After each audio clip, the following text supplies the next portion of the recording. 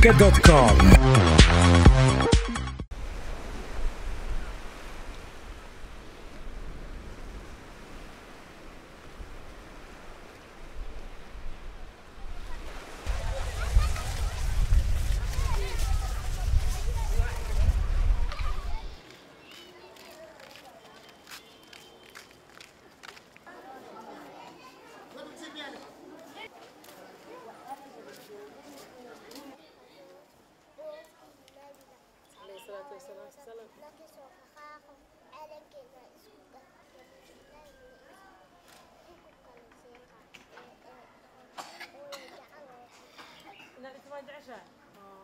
waxaa lagu baraarujin karaa cid kasta oo damqasho aadami leh noocuu raba ha ahaado cid kasta oo damqasho kan aniga South Africa jooga iyo kan xamar jooga waa isay waa isiman ee kalowdo dhuuqay nin kasta oo Soomaaliya nin kasta oo bini aadan nin kasta oo Afrikaan waxaan u soo jeedinayaa in ninkii wixii calooshiisa ka badan inuu ku caawiyo cunug hoostiisa joogo waxba haysan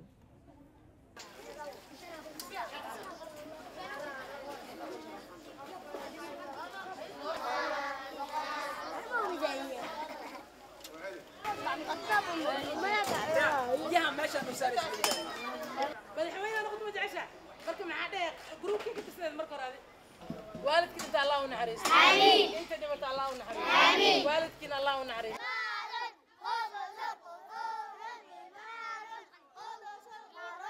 dawladana waaba ka sii dheer tahay dawladana waxaan u soo jeedinayaa inay gurina siiso meel aan ciyalkan ku haay inay isiiso nolosha ilmahana la ila qaybsado hatta dawladda haday meel u dhiibayso waa saacad xaadir diyaaran waa si aniga qalbi fiican aan wadanka wadna ilmahayga ugu noqdo laakiin intaysaan u joogan anigana waa joogaya waana isku kor dhimanayna مسؤوليتنا ودنيمي كرتا مركان قنت هالجوري أنكو هالقول أنكو أروري أفرتن عياله عالم كلا جماعة أقرا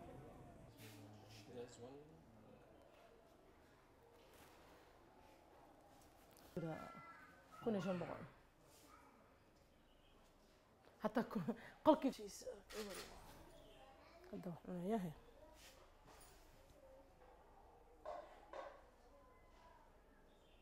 هتشي ضربك في عندي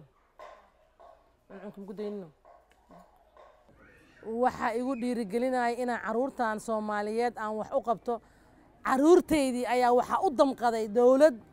ka tirsan dawladaha Yurub oo Sweden ah 10 ciyaala waxay isiisaa waxbarasho waxay isiisaa lacag waxbarashada ay ku siisaa waxay siisaa moral support aniga igu dhiirigelisaa inaan hadaan shaqada ka istaagay inay shaqada ay anoo gurigayga joogo ilmahayga haysto inay lacag ugu siiso anoo cunugayga xanuunsan inay lacag ugu siisaa cunugayga haysto maxaa ii diiday anoo Soomaali oo hooyo Soomaaliya oo ilmaheedii maanta u shaqeeyaan ilmahayga ay soo biilaan